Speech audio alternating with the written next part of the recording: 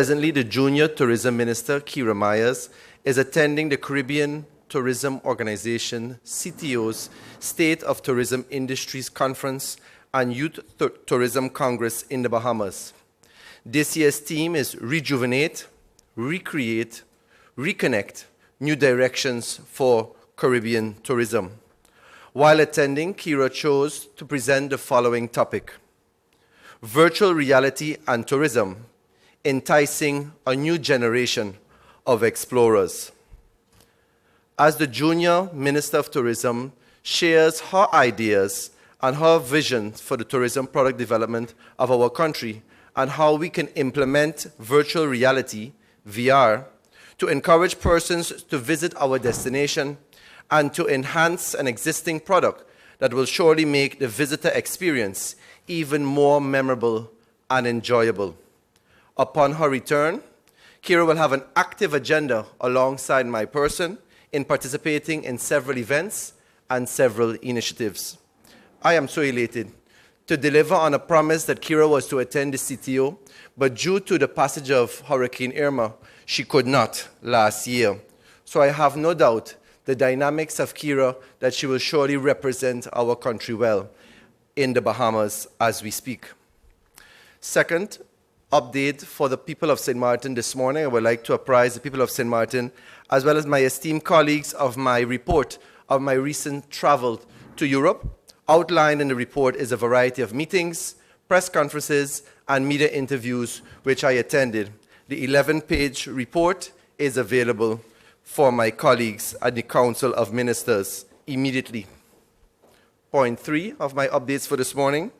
As World Tourism Day was recently observed, I would like us never to forget how important the tourism sector is for our country, as it's time we as a people activate our civic responsibility and take ownership of key initiatives, such as the recently held coastal cleanup that was held.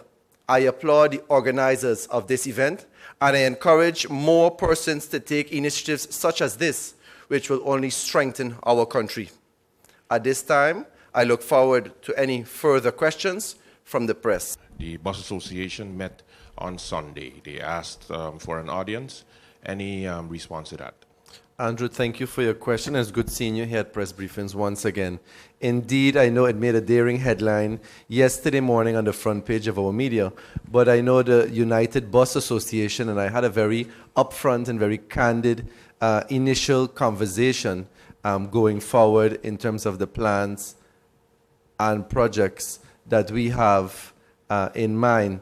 So, of course, Andrew, it is being scheduled, the meeting with the Bus Association, by the end of this week with my office.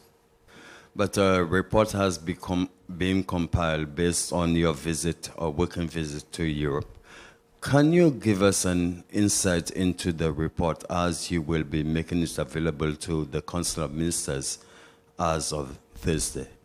Thank you, Stephen. And of course, my trip was well documented with press releases throughout the duration of the trip. The first stop, of course, was to the Netherlands. I visited the St. Martin House. Imperative of visiting the St. Martin House was establishing not only a close working relationship between the St. Martin Tourist Bureau and the St. Martin House, the Minister Plenipotentiary and the Deputy Minister Plenipotentiary, but also having them outline and understand the plans of TIAT, the plans, the objectives, and the priorities. In addition to that, while I was in the Netherlands, I met with Mr. Calvin Brooks, who is part of a young, dynamic group of individuals that indeed want to give back to St. Martin. So that initial conversation on how, via the Ministry of TIAT and via the Ministry of Plenipotentiary in The Hague, our St. Martin House, can represent and support any initiatives in that regard. Right after that, I went to Portugal for the Sea Trade Conference. The Sea Trade Conference, of course, primarily not only to meet with cruise executives, but more so to solidify St. Martin's position in home porting. At the end of November, St. Martin now will have the seaborne cruise vessel that has an accommodation of 450 passengers coming to St. Martin now for home porting. What does that mean for the destination? It means that St. Martin now positions itself once again as a leader in the cruise industry, once again as the #1 port in the Northeastern Caribbean and further solidifies St. Martin's bounce back, getting back on track plan that I have outlined in my visits. So that was very important to do in Portugal to solidify St. Martin's cruise position in general and what we have to offer as a product. Also, while in Portugal, I met with the Florida Caribbean Cruise Association President, Michelle Page, and how we can further strengthen our ties going forward between the destination and the association. Plans are already in place for a stakeholders meeting that Michelle and her top executives will be coming to St. Martin and meet with key persons within the tourism industry to further strengthen our connection between FCCA as well as with the destination itself, that St. Martin continues to lead in tourism. Upon my return then back from the Netherlands, I also had a press conference to give a state of affairs address and where St. Martin stood as a destination, what are the plans and priorities of the Ministry of TIAT, what are objectives and visions for the tourist office, as well as part of the panel was Mr. Olivier of the French side tourist office, the representative in Europe. Why was that important? St. Martin on an international level saw that the media took a spin in terms of everything was disaster, doom and gloom for St. Martin. 1 year and a few weeks later, St. Martin indeed is bouncing back. Our people are very resilient. So that positive press and the progress of where we are as a nation today was imperative for the wider community, especially in the Netherlands. That presentation was well received by members of the Dutch media, students that were attending, as well as other dignitaries, close to 100 persons that attended. Once I left the Netherlands, I then was en route to Topresa for the 40th anniversary of the top trade show in the French market. Why was it important to go? With the understanding of the MOU of French St. Martin, it was imperative to attend not only to support my colleagues, but be able to meet with representatives of Air France, representatives of Air Caribes, representatives of different stakeholders within the tourism industry to further strengthen St. Martin's position also in the French market. When I made a presentation to also a similar group of tourism stakeholders from the French market, they were also elated of the progress made on Dutch St. Martin. So it was a very enlightening presentation for them. The dialogue and the feedback from the French media in terms of the several interviews that were conducted was also positive for St. Martin, and it also strengthened St. Martin's position in knowing that indeed the bounce back in the recovery is underway. So the reason for the trip indeed was imperative for the destination, because out of that even came the discussion with KLM of the reduction of fares, that we have similar fares as Aruba and Curacao has for their introductory fares, starting at 499 euros, as well as the frequency of flights, and as well as St. Martin's position going forward in terms of key events like having sufficient airlift for the Heineken Regatta, the 50th anniversary of Carnival, as well as other peak times in St. Martin's calendar. So those were the reasons for the trip.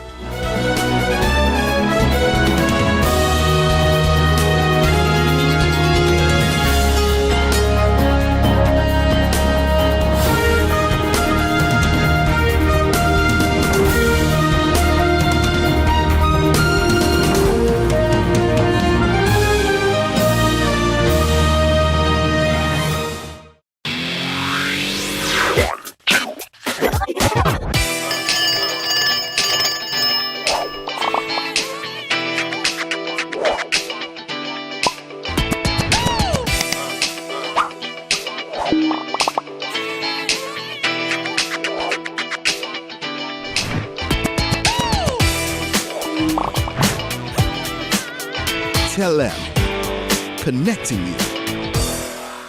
GEBE has been faithfully serving the communities of St. Martin, powering your home and our economy. Come rain or shine, our qualified team of professionals are working hard 24 hours a day to provide you and your family with safe, reliable electricity and water. We use the latest technologies and test our products daily to maintain the highest international standards. Our friendly staff is always there to assist you, whether in person, over the phone, or online. We are committed to constantly improving our products and services, making them more efficient, effective, and environmentally friendly to serve you better today and our next generation of clients tomorrow. GEBE, powering a brighter future. Our friend Megawati is here with tips to save you energy. 1. Turn your airco temperature up. 2. Use a ceiling fan instead. 3. Buy energy-saving products. Save some green with NVGEBE.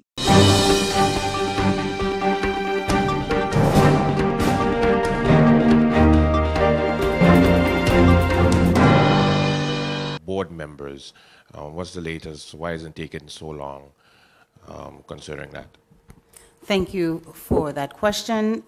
I can answer that because just yesterday we signed off on the board being implemented. So I think all that's going to be taking place next is just a meeting so that everyone gets introduced to each other. But we just signed that off yesterday in the Council of Ministers meeting.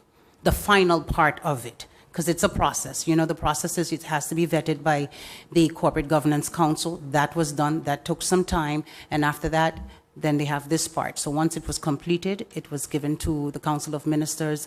We approved it, and now it is it has been finalized. So it's just now for them to start having meetings. But before that meeting, of course, we will have to call a shareholders meeting as the Council of Ministers with that entity. We'll be able to get the members, Prime Minister. Who the members are? In all honesty, right now, I can't tell you who they are. That's not my portfolio. I wish the minister was here, but nevertheless, within short, I'm sure that by next press briefing or even before that, it will be announced in the press.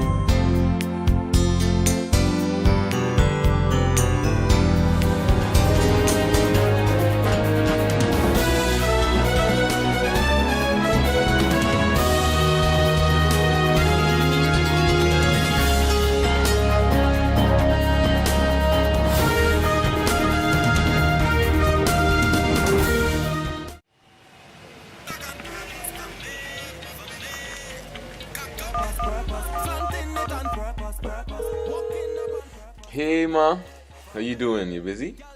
I hear, just paying some bills, taking care of business, you know what it is? I know, you're doing your online banking. I don't have to stand in those long lines to pay bills.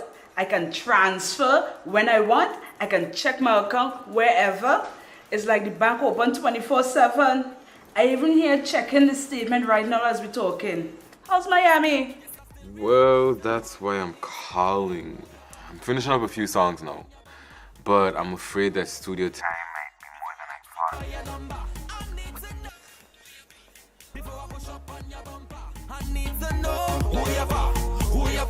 thought. And I was wondering if I could get some help with some funds, and I could pay you back as soon as I get back to St. Martin. Let me check my account. How much you need? I think 500 should be enough. I can transfer it to you while online. Direct from me to you. No problem. Great. Thank you so much, Ma. I'll get online with Wib now. Alright, darling. You know who you're for? I need to know who you're for. Contact Wib today for your complete personal online banking experience. Available for all mobile devices. The Wynwood Islands Bank, now your online banking partner in progress. Hi, what's up, St. Martin? My name is Rene Leverett, and I play baseball. And I have represented St. Martin in numerous international tournaments and professionally around the world. Sports matters to me because it reveals and develops character. So I challenge the business community to step up for sports and help us rebuild and repair our facilities. I also ask the community to nominate local businesses in your area to take the challenge and step up for sports. Because hashtag sports matters, hashtag are you in?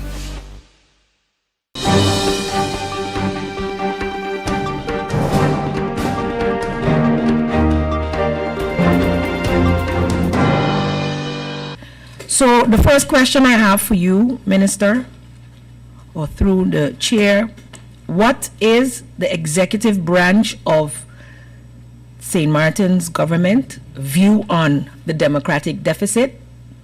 What is your definition of such? As well as what is the meaning of a full measure of self-government? And does St. Martin and any other country within this kingdom enjoy such? If I look at the discussions held with the second chamber and the first chamber within those IPCO meetings, everybody, including the Dutch representatives, were outraged at the dispute regulation not being dealt with over the past X amount of years. Anybody could tell me how many years? No?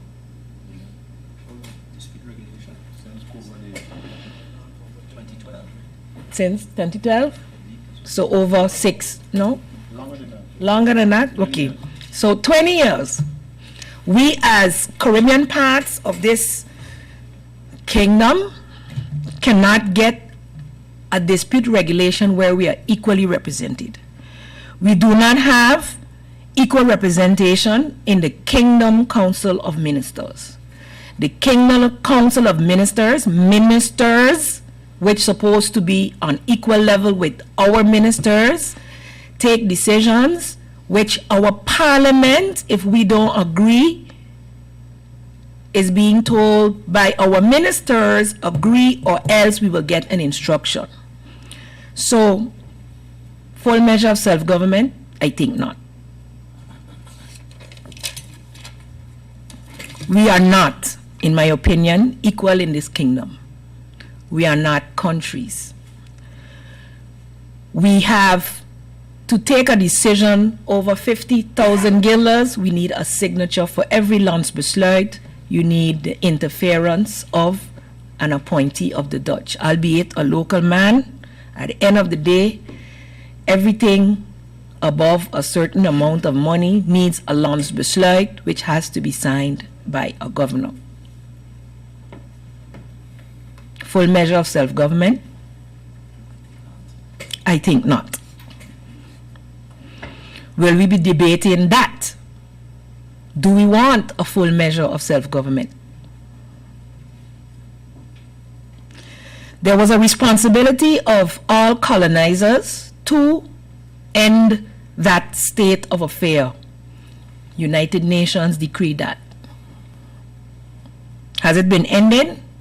Can the minister tell me whether all segues, everything that resembles control from the colonizer, former colonizer of, in this case, our kingdom partner, the largest kingdom partner with the biggest representation in every decision-making body that affects us,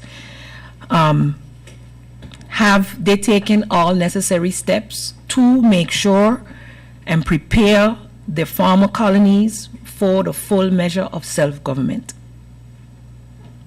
What is their responsibility in that?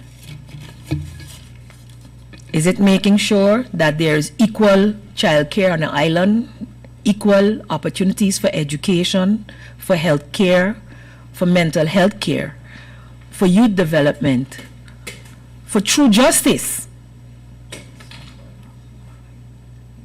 Where have we missed the boat in preparing ourselves for a true measure of self-government? When my former colleague mentioned representing the kingdom at certain UN conventions, etc., I had to smile, because I remember traveling to Cuba with the Minister of Education, Culture and Sciences of the Netherlands once upon their invitation to discuss certain things of interest to the Dutch. And at first I was like, but what's in it for us? Why do I need to be there? But once I was there, I understood. Because in discussions with our Caribbean regional partners, there is very little respect for our European partners. Very little. So they need us in those moments. They need a little colored face to represent the kingdom.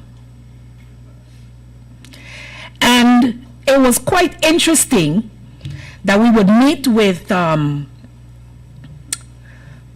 ministers, presidents, name it, and to see the dialogue.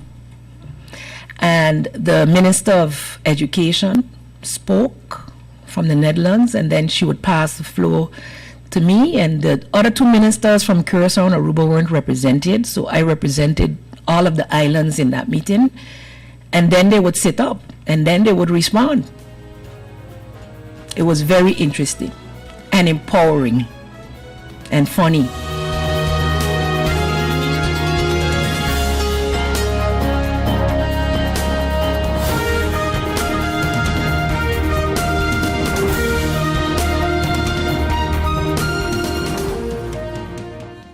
One, 2, 3, 4.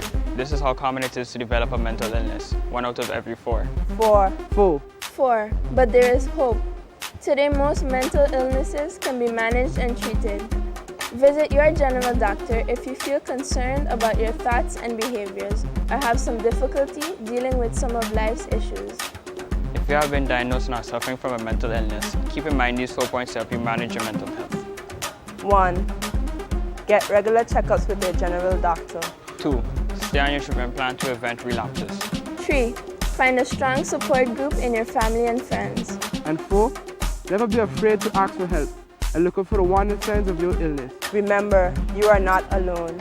We are as close as one. 2. 3. 4. Learn about mental health illness by going to the Mental Health Foundation's website at www.mhf-sxm.com.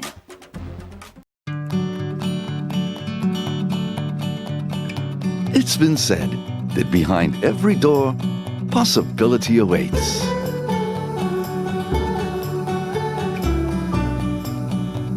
How much possibility depends on which door you open first. Every day, we help our customers discover the possibilities in their lives. It all starts with a conversation. Scotiabank. Discover what's possible.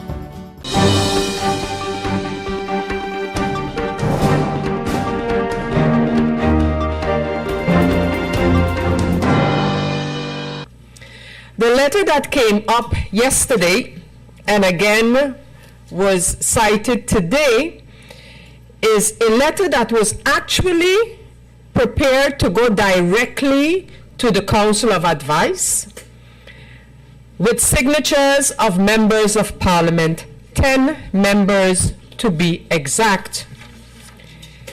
That letter then was taken and addressed to the Secretary General of Parliament with the request to, and I quote, "Attached, please find a request for advice from the Raad van Advies. Kindly forward it to the Raad van Advies via the usual parliamentary channels." And then the MP Rolando Bryson, indicated that the signatories to that letter were, and all of the members of Parliament who signed on the letter are mentioned.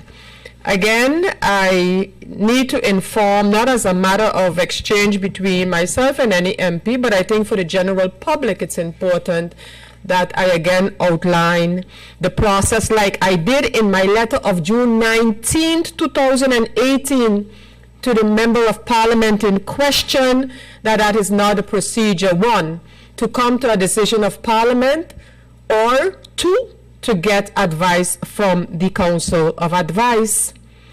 So, again, I want to quote from my letter because that's where this matter is currently. Second page of the letter, after an introduction, states that this means that before the request can be forwarded to the Council of Advice, it would have to be determined by the Parliament if Parliament deems it necessary to request such an advice. When this has been established by Parliament, the request can then be forwarded to the Council for Advice. The only way something is established by Parliament is in an official meeting of Parliament. I continued in my letter, hence your request should be reworded and directed to the Chairperson of Parliament, requesting that this topic be tabled in a public meeting of Parliament. If Parliament then agrees to sending the request to the Council of Advice for advice, it will be forwarded to the Office of the Council of Advice for further handling. And I continued, because that's really a fact. Finally, it is not too clear what exactly you would like the Council of Advice to advise on, seeing that there are over 100 questions listed in this letter. Please verbalize more concise in your new request what you are asking of the Council of Advice. Signed by the President of Parliament to the Member of Parliament, who on behalf of other members of Parliament submitted this letter. So my recommendations to the Member of Parliament, as well as all those who signed the letter, is to take note of the letter of June 90 and proceed accordingly in order to get this matter moving if the Members of Parliament so desire. And a reminder that where there's any discrepancy or difference of opinion regarding the rules of order, it's up to the Parliament of St. Martin to decide to go or to make a decision regarding whatever the matter may be that is not sufficiently regulated, in the opinion of one or more members of Parliament, in the rules of order of Parliament. And finally, on a note, because it's not the first time that this matter has been raised in a context that has made persons wonder and have asked, what exactly is the reference to the screening process of ministers and the signing of this document by the first Prime Minister of the country of St. Martin? The reference has to do with the fact that it is a national decree, a so-called Landsbesluit that currently regulates the matter of the screening of ministers, and that would mean that it is a decision of the government of the time to have a LB signed by the minister, in this case the Prime Minister, as well as the governor. I think it's also relevant to make note of the fact that the Parliament in 2016 unanimously decided to ask the government, to request of the government, that a matter of the screening of ministers be formalized in a law.